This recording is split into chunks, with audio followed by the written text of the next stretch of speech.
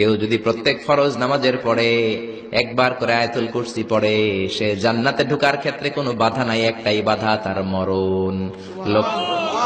লোকটা মরে না, তাই জান্নাতে যায় না, মরলেই জান্নাতি। আল্লাহু আকবার।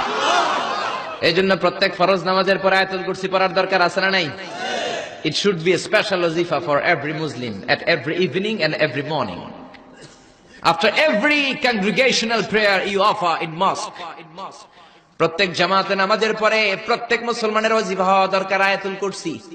ইমাম সাহেব সালাম ফিরাবে, সালাম ফেরানোর পরে আপনি আয়াতুল কুরসি পড়বেন। কিন্তু ইমাম সাহেবরা তো সময় দেয় না।